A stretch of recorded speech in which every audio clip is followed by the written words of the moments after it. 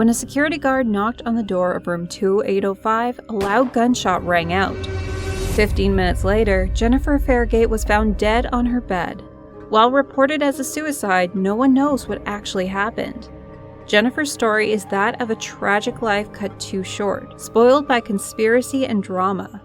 For starters, Jennifer Fairgate is not even the victim's real name, and that's the least intriguing part about this case. It gets crazier by the minute, so stay tuned.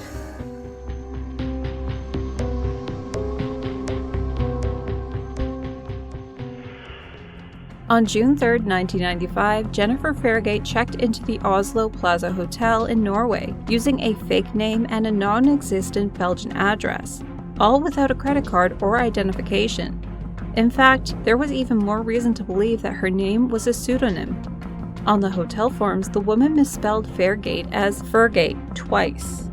This was with a man who in the registration paperwork went by Louis Fairgate, but following their arrival, he was never seen again, and there is no evidence of him staying in the room.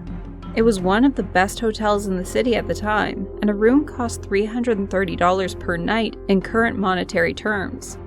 This evidence is important for one of the theories we'll talk about later that could explain the murder. Even after staying for 3 nights in a row, the occupants had not paid a penny. How a person can stay in a hotel without preparing to provide any guarantee of payment has never been explained. However, the lack of persistence by some staff members was noticed by witnesses. On June 2nd, which was a Friday, she called the reception and extended her stay until Sunday. The same day, she ordered room service. The food was delivered at 8:23 p.m., and this was the last time she was seen alive. The room service attendant accidentally took the food to 2804 instead of 2805, the room across the corridor. The mistake was cleared up and the food delivered to the mystery woman directly opposite. She gave a massive tip of 50 kroner, around $8. During her stay, 3 attempts were made related to the missing payments. The last message was sent at 7:36 p.m. on June 3rd, which someone in the room was confirmed to have read. Whoever it was pressed the button on the remote control to acknowledge the message. On the same day, hotel security went and knocked on Jennifer's door. Upon knocking, the person was greeted with the sound of a gunshot. He got scared and ran to get the head of security, which was obviously a wrong move. It wouldn't be the last either. Returning after 15 minutes, security personnel opened the door, which was double bolted from the inside to an absolutely rancid smell, and found Jennifer Fairgate dead on the bed with a gun in her hand. Right off the bat, the evidence began to contradict itself. After police arrived, they first assumed it was suicide, and there was a gun in her hand and a single bullet in her head. However, she had no purse, toiletries, or passport. All of the labels had been removed from her clothing, and she seemed to only pack clothes for her upper body, not trousers, skirts, or dresses. There were really 2 mysteries: who she was and how she died. There are just so many bizarre little details in this case. It is still unclear how she even got a room here, as just checking her in with absolutely nothing broke almost every single hotel policy. The police then investigated her death as a murder for the next few weeks, but finding nothing, relabeled her as a suicide to close the case, destroying all the evidence and buried her in an unmarked grave.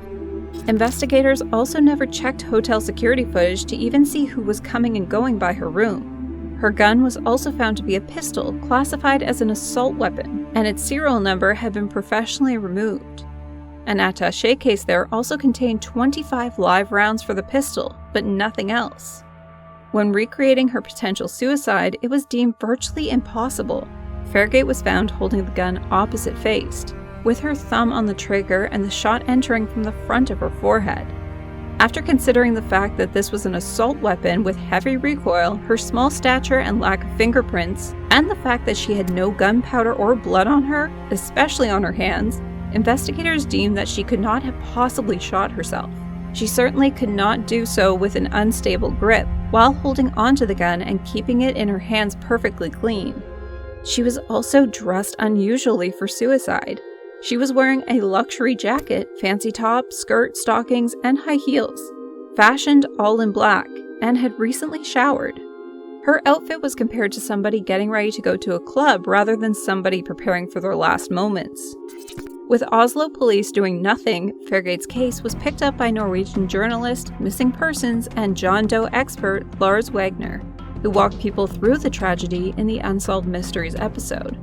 Motivated by Fairgate never being identified or having a gravestone, Wagner wrote the original article on her and had pursued the case in his own time for the past 25 years, just so he could give her family some closure and due respect to this woman and her life. After talking to experts around Europe, it is clear that she did not kill herself, but it is even less clear what actually happened. Hotel staff reported that, when ordering, she tipped 500% the normal amount. It is unclear why or even where she was keeping this money.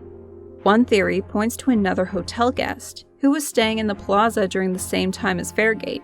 The guests in the neighboring room 2808 came forward claiming that they did see a Belgian man who stayed across the hall acting very unusually.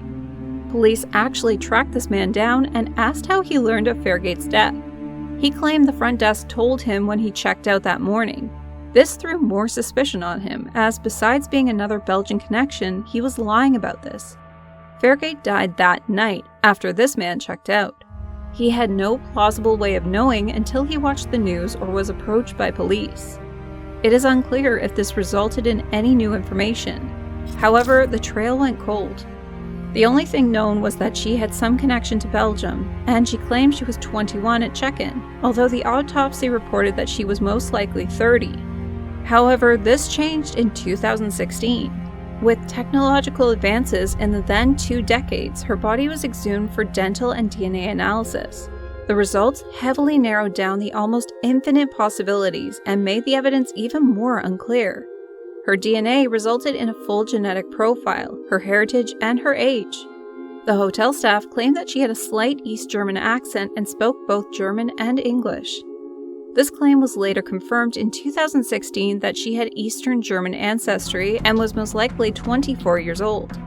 Over the past 2 decades, self-proclaimed investigators have come up with many theories about Jennifer Fairgate. 2 theories that people agree on center around the belief that Fairgate was a professional in the criminal underworld. She was heavily involved in international drug smuggling, or she was a high sought-after sex worker. Both of these explain the weird timeline and her extended periods away from the hotel, as well as her ammunition stash, a possible accomplice checking in with her, and the violent business causing her death. However, this does not explain how she got into the country or hotel with no passport or identification, why nobody has ever recognized her, or her strange behavior and luggage. The most popular theory answering who Jennifer Fairgate was, supported both by experts and the public, suggests involvement in espionage, specifically that she was either an international spy or a contract killer and was executed for her work. This does explain almost everything: her lack of identification, how she got a room for free, her weird behavior, her gun and ammunition, her never being recognized, and the reasoning behind her murder. This is also supported by the fact that Norway, being a major peacekeeper in the UN, was using the best hotel in the city, the Plaza, for international negotiations. The Plaza Hotel specifically was being used for then secret peace talks between Israel and Palestine around the time Fairgate was there, giving a motive for spying. This also supports the point that no family members ever came forward because their home government would usually keep them financially secure and well off as long as they never came forward.